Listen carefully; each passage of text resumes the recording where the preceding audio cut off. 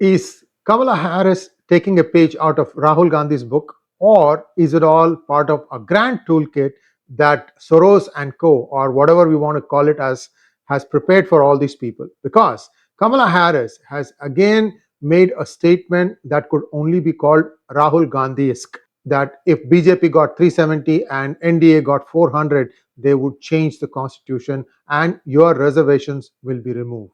So something similar is what Kamala Harris has said. I just want to give you a background on why this is happening. You all know that Biden is now more or less going to be replaced. And as this thing goes on, there's a wild scramble for somebody who can possibly replace him. And as far as I can see, I've already told you 4 names, and I don't think there's going to be anybody outside of these 4 names, but let's wait and see. The 4 names I told you are, you know already, Michelle Obama, then Gavin Newsom, then Hillary Clinton, and finally Kamala Harris. In other words, she's in the bottom of the pecking order, whereas she would be expected to be at the top. Like, president gets invalidated for whatever reason, it's the vice president that steps in his shoes. But in this case, it's not going to happen, I think, because Biden is a centrist and Kamala Harris is not. She is one of those progressives, and I think people who may want to replace Biden may want to replace with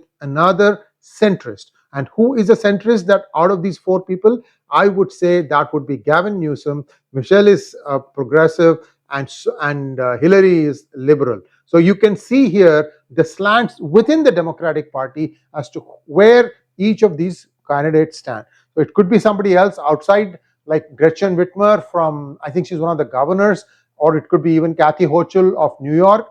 Big states. See, typically, the United States presidency, you are sent to that from one of the bigger states, whether it is California or Florida or Illinois or Massachusetts. Massachusetts is not a big state, but it's a very influential state, or New York State. So be that as it may, one of these people are the possible nominees. We don't know. This could get stretched out a little bit more to see what can be done. We have to wait and see. So that's one thing. So what is now happening? Each one of these possible candidates are sharpening their narrative. And here is what Kamala Harris said, and I request you to please like this video. So why is Kamala Harris fear-mongering, and what exactly is she mongering about?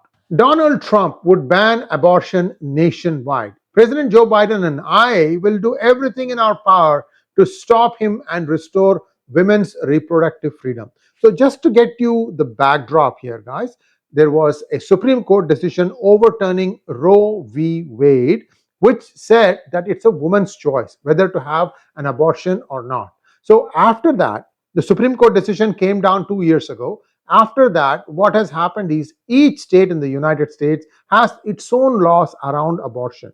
So it's not a must that each state has to take the verdict in the Supreme Court and then say, okay, now we will do as per the Supreme Court verdict. It's not how it works. Every one of us, people who reside in the United States, we are a citizen of that state, and then we are a citizen of the country. That's why this is truly a union of states.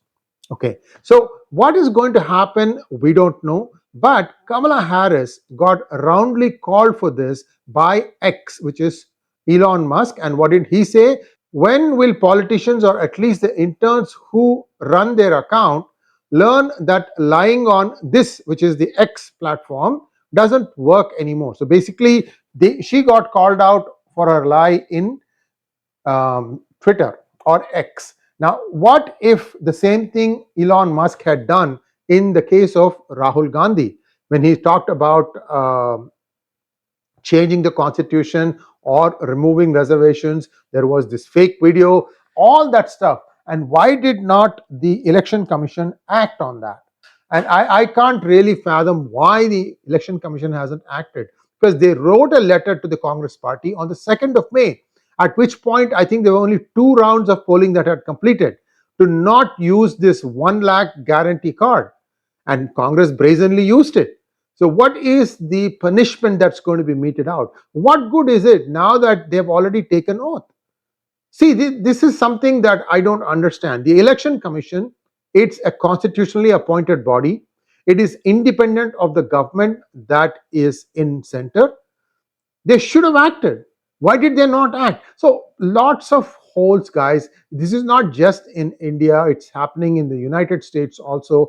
We are now slowly decaying away. The democracies are being eaten from inside, with some people who are trying to game the system, but they can only game it for a while, but it takes a while to correct what went wrong. And that's where we are. Correction, over correction, again correction, back and forth and back and forth and back and forth. This is where we are today, and it's very unfortunate that common man who wants to lead his life or her life in peace is not being allowed to do so. Thanks for watching. Please like, share, and subscribe to our channel. Don't forget to click on the bell button for notifications. Namaskar.